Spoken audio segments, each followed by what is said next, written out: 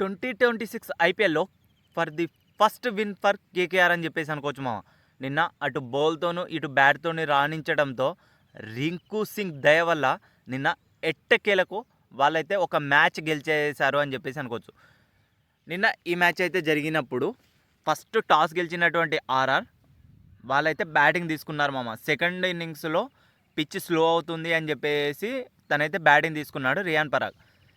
కానీ ఓపెనర్స్ మంచి స్టార్ట్ ఇచ్చిన ఆ తర్వాత అయితే ఎర్లీగానే వికెట్స్ పడ్డాయి.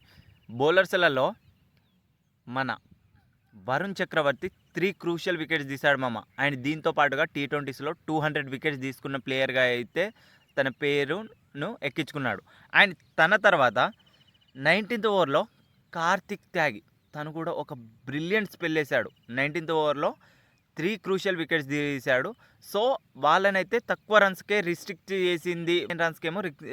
చేసింది కేకేఆర్. ఇక బ్యాటింగ్లో కంఫర్టబుల్గా గెలుస్తారు అనుకున్న సిచ్యువేషన్లో ఎర్లీ ఫేజ్లోనే ఓపెనర్స్ పెవిలియన్ మామ 2 ఓవర్లలో 2 వికెట్లు పడిపోయాయి. ఏంద్రా మామ మళ్ళీ కేకేఆర్ ఈ మ్యాచ్ కూడా ఓడిపోతుందా అన్న సిచ్యువేషన్ అనిపించింది. 70 రన్స్కే టాప్ ఆర్డర్ మొత్తం కొలాప్స్.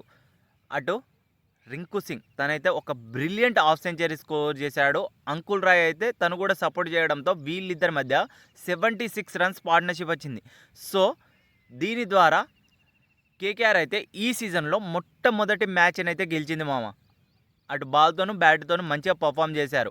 సో ఎంతో మంచిగా బౌలింగ్ చేసినటువంటి వరుణ్ చక్రవర్తికి ఈ మ్యాచ్లో man of the match award దక్కింది.